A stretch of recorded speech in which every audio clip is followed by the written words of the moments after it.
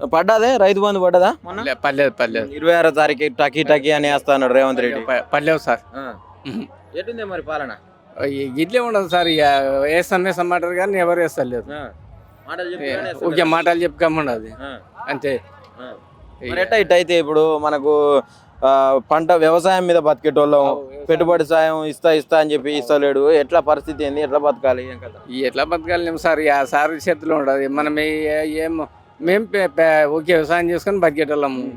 మరి ఎట్లా అనిపిస్తుంది ఇప్పుడు? గత 10 సంవత్సరాలలో ఎట్లుండే కేసీఆర్ ఉన్నప్పుడు? కేసీఆర్ ఉన్నప్పుడు మాకు ఒక కన్న తండ్రి లేకుండే.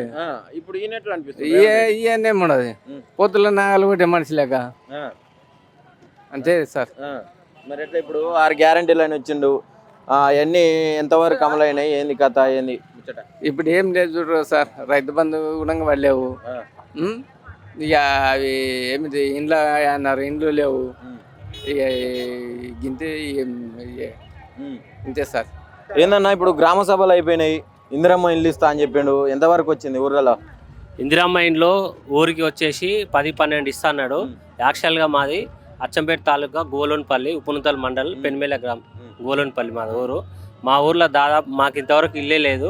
రేవంత్ రెడ్డి పుట్టిన ఊరు నియోజకవర్గం మాది ఒకటే, కానీ ఇది కూడా మాకు నమ్మకం తక్కువనే. అంటే గ్రామ సభలు అయినాయి కదా, దరఖాస్తులు తీసుకురు కదా. గ్రామ సభ అయినా కానీ ఏం లేదు, ఏ ఊర్లో ఏం లేదు అసలు. ఇండ్లు ఇస్తా అంటుండు కానీ గౌడ్స్, బీసీ వాళ్ళకు, రెడ్డిస్ వాళ్ళకు ఇంతకు ముందు ఇందిరమ్మ ఇల్లు తెచ్చుకున్న వాళ్ళకే ఇండ్లు ఇచ్చిండు. నా దగ్గర లిస్ట్ కూడా ఉంది, చూపెట్టమంటే మీకు చూపెట్టమంటే ఇప్పుడు చూపిస్తాను. లిస్ట్ ఇచ్చిన వాళ్ళకే ఉన్నాయి, అసలు లేని వాళ్ళకి ఇండ్లు లేవు. ఇది మాత్రం పక్కా. కావాలంటే ఊరికి రమ్మంటే కూడా ఏ మీడియా ముందరైనా మాట్లాడే సత్తా ఉంది, మాట్లాడతాను. ఎట్లా ఉంది ఇప్పుడు? సంవత్సరం దాటిపోయింది. ఈ ఇల్లులో ఒక భాగం అంటే అందులోనే ఒక పథకం ఇది. 6 గ్యారంటీలు అని చెప్పిండు, అందులో ఇల్లులో కూడా ఒకటి. ఇది ఇల్లుల విషయం నాకు రాలేదని చెప్తా ఉన్నావు. మిగతా 6 పథకాల విషయం ఏంటి? చూద్దాం. ఇప్పుడు ఎట్లా 1.5 year అయింది కదా, ఇంకా 3.5 సంవత్సరాలు ఉంది. అంతవరకు ఇస్తా అంటుండు కానీ అది కష్టం మీద చెప్పలేం భయ్య. ఇంకొక 5-6 నెలలు అయితే కానీ చెప్పలేము. ఇక ఫస్ట్ ఇల్లు లేనోళ్ళకి ఫస్ట్ విడతలే ఇల్లు రావాలి. ఉన్నోనికి కొంచెం వాళ్ళ ఇల్లు కూలిపోయే పరిస్థితులు ఉన్న వాళ్ళకు సెకండ్ టర్మ్ లో రావాలి. గట్టిగా ఇల్లు ఉన్న వాళ్ళకు, భూములు ఉన్న వాళ్ళకు ఫస్ట్ విడతలే ఇండ్లు వచ్చినాయి. అట్లాంటప్పుడు మరి ఇల్లు లేని వాళ్ళకి ఏడంగా ఇండ్లు వస్తాయని నమ్మకం అనేది ఉండదు కదా బ్రదర్. అట్లా అంతే. మరి ఏం చెప్తావు ఇప్పుడు? గడిచిన సంవత్సరం చెప్పేది ఏం లేదు. ఈ ఒక్కసారి ఇట్లా చూసిర్రు రేవంత్ రెడ్డిని.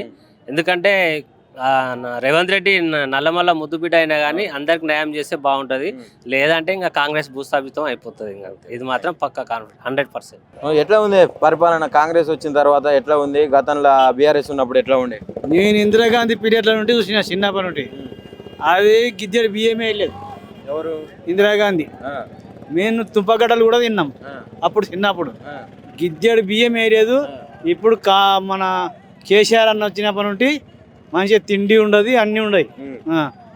ఇప్పుడు రైతు రాజ్యం వచ్చింది, ఇందిరమ్మ రాజ్యం, కాంగ్రెస్ రాజ్యం అంటుండు కదా రేవంత్ రెడ్డి.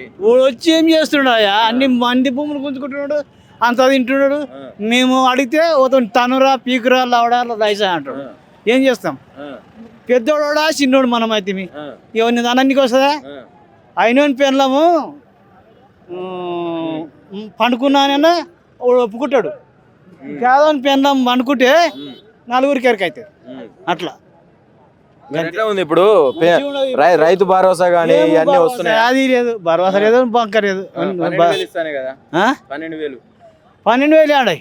12,000 లేవు, 3 దుడ్లు లేవు. ఇప్పుడు 12,000 రైతు భరోసా అని, రైతు రుణమాఫీ చేసిన 100% లేవు అన్న. అతని ఆతులు కూడా ఇయ్యాడు, 50 ఇయ్యాడు. గతంలో ఇందిరాగాంధీ, గతంలో కేసీఆర్ వచ్చినప్పటి నుంటే మేము తెలివి వచ్చింది. కేసీఆర్ వచ్చినప్పటి నుండి తెలివి వచ్చింది. రామారావు వచ్చినప్పటి నుండి తెలివి వచ్చింది. అప్పటి నుండి కేసీఆర్. మరి ఇప్పుడు ఎలక్షన్లు వస్తున్నాయి కదా, ఇప్పుడు సర్పంచ్ ఎలక్షన్లు రాబోతున్నాయి. మా కేసీఆర్ అన్నకి వేస్తాం అంతే. ఒక సంవత్సరం వల్లనే ఇంత వ్యతిరేకత ఎందుకు వచ్చింది ప్రభుత్వం మీద? అతనికి ఏమొచ్చింది మరి? అతనికి గెలిచిండు, అతను పెద్దగా కిరీటం ఎక్కిండు. వాళ్ళందరినీ ఒక్కదాం అనుకున్నాడేమో మన అందరినీ. అంతే అంతే కదా, అంతే రాలేదు. నీవు చిన్న ఉండవు, నీవు చిన్న ఉండ. అతను ఆడ చెట్టు మీద ఉన్నాడు, మనం కిందికి ఇట్లా దొక్కితే మనం కిందికి వద్దాం అనుకున్నాం. అంతే రాలేదు. ఎట్లా ఏందన్నా ఎట్లా ఉంది ఇప్పుడు భూముల సమస్యలన్నీ క్లియర్ అయినట్టేనా ఇక్కడ లగచర్ల రోడ్డు పని తాండా ఇవన్నీ క్లియర్ తమ్మి మా భూములు గుంజుకుంటాడు ఎట్లా గుంజుకుంటున్నాడు ఖచ్చితంగా తీసుకుంటాడు మరి ఎట్లనే పరిస్థితి పరిస్థితి ఏంది ఇక గదే వాళ్ళు తప్పదని చెప్పి ఇస్తున్నారు అంతే అంట తప్పదని చెప్పి ఏమో చెప్పి ఇస్తున్నారు ఇప్పుడు సొంత నియోజకవర్గం మన కొడంగల్ బిడ్డ రేవంత్ రెడ్డి మరి ఎందుకు ఇట్లా అంటే ఇదే కొడంగల్ ప్రజల మీద ఇంత ఏమంటారు అదేంటిది పగబట్టినట్టు చేస్తా ఉన్నాడు అదే అల్లుడి కోసము వాళ్ళ ఆదాని కోసం చేస్తున్నారు అల్లుడి కోసం మరి ప్రజలు ఎటు పోవాలి పరిచయం వాళ్ళంటే ఎక్కడ తెలుస్తారు ఇక ఎవరు ఇప్పుడు అల్లుడు ఆదాన్ని ఓట్లేస్తే గెలవలేదు కదా ఆయన గెలవలేదు మొత్తం ఓట్లు వేసినందుకే వేసిన తప్పుకు గెలిచి పని చేస్తున్నాడు మరి ఎట్లా ఎట్లేదు ఇక పరిష్కారం ఏం లేదు ఇక బుద్ధి చెప్పాలి మళ్ళీ ఎలక్షన్ వస్తే బుద్ధి చెప్పాలి ఇక అదొకటి దాకా సర్పంచ్ ఎలక్షన్లు ఎంపీటీసీ జెడ్పీటీసీ వస్తాయని అంటున్నారు మరి దాంట్లో ఎట్లా ఉండబోతుంది ఎట్లా ఉండబోతుంది వార్డు నెంబర్ కూడా గెలవడు వార్డు మెంబర్ వార్డు నెంబర్ గెలవడు సర్పంచ్ కాదు కదా వార్డు నెంబర్ కూడా గెలవడు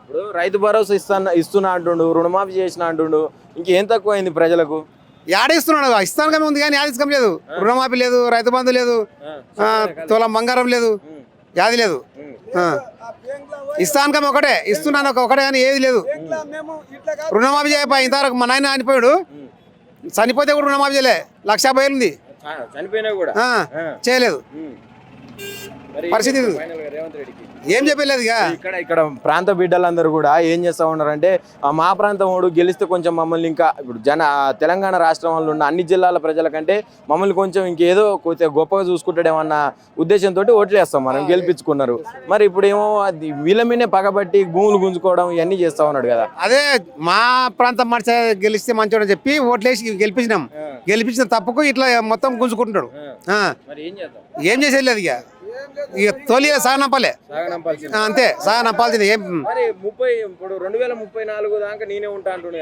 నేనే ఉంటా కాదా కాంగ్రెస్ ఆల్రెడీ వాళ్ళకి హైకమాండ్ వాళ్ళు ఎప్పుడో పారివికేస్తారు నడమ వాళ్ళు నడమ సోనియా గాంధీ రాహుల్ గాంధీ వాళ్ళు ఎరుకున్నది వాళ్ళు ఈ నగరాలు చేసిన పీకేస్తారు పక్క 2 నెలలు కూడా ఉన్నాడు మాఫీ అయింది అంటున్నాడు కదా మేము బ్యాంకు వస్తాము మా రుణాలు మాపి మా రైతు బంధు వడినట్లయితే బ్యాంకులో వచ్చి ఇడు తీయండి మా కట్ట అయితే 1 షేవ్ వడ్డీ 1 కాళ్ళ కింద ఇస్తాం లేకుంటే చేయకుంటే 1 షేవ్ మా చేతికి రైతు చేతికి ఇవ్వాలి అవాదమని 100% రుణమాఫీ చేసి ఒక్కటి చేయలేడు చారానా చేసిండు 1/2 ఎకరాకు చేసిండు 1/2 ఎకరాకు చేసిండు 1 గుంటకు చేసిండు మోకం చూపిస్తున్నాడు రేపు ఎలక్షన్ వస్తుండ ఎంపీటీసీ సర్పంచ్లు అయ్యి వాళ్ళది ఓటు పడతాయి కాంగ్రెస్ లీడర్ అంటారు వేస్తుండారు అని అనుకొని చేస్తుండ్రు రేపు బ్యాంకు రాండి మా రుణాలు మాఫీ అయిందండి మా 5 ఎకరాలకు వడ్డది మేము అవాదం మాట తెలుస్తుంది కదా మా భూమి పాస్బుక్ తెస్తాం బ్యాంకు రాండి